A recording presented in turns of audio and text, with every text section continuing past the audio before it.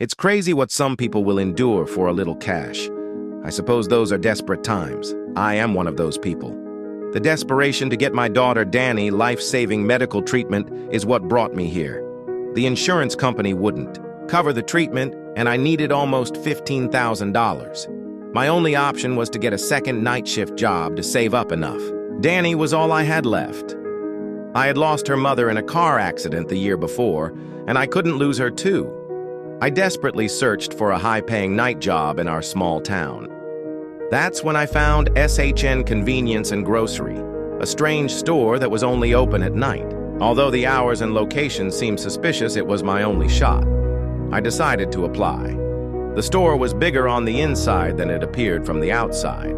There was a strange Japanese kanji in the store's name. The customers and staff seemed normal, but the atmosphere was tense and silent. I found the manager, Benny, who greeted me with a forced smile.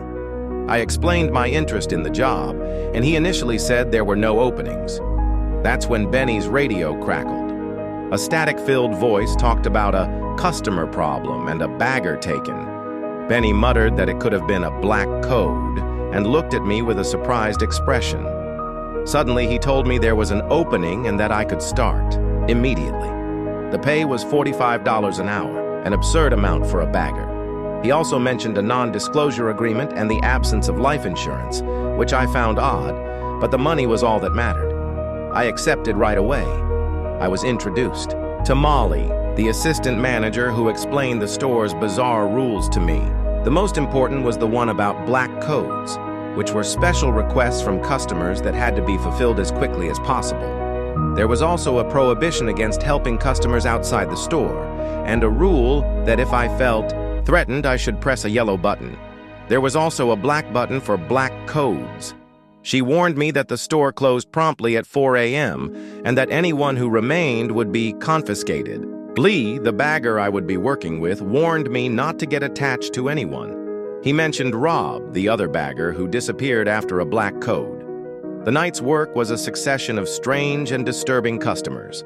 I bagged normal items, alongside things like ammunition, sedatives, and chemicals. The atmosphere grew increasingly tense. One night, an elderly customer, Marge, who seemed friendly, asked me to help her carry her groceries, which included rat poison and ammonia, to her car. When I refused, following the store's policy, her smile turned into a menacing scowl. She told me she would come back to pay me a house call. I was terrified.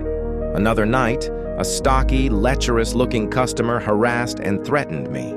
He demanded that I accompany him to his car. I pressed the yellow button. A huge security guard in riot gear appeared.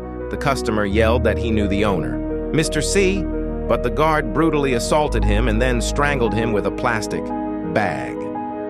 Benny appeared and subtly threatened us not to tell anyone what we had seen. Later that same night, a well-dressed man named Henry Jaspin requested a body bag as a special bag request. It was a black code. I pressed the black button. Benny showed up, and Mr. Jaspin chose me as his raw material for his tailoring. Benny tried to protect me, but Mr. Jaspin knocked him out and came after me with a scalpel. I tried to run, but Mr. Jaspin chased me. I was cornered at the exit, which was locked. I thought it was all over, but a gunshot rang out. Mr. Jaspin fell to the floor. The shooter was the store's real owner, a man named John Smith, the Mr. C. He gave me two options: leave with the money I had earned or stay and work for him, receiving a much higher salary and the best treatment for my daughter.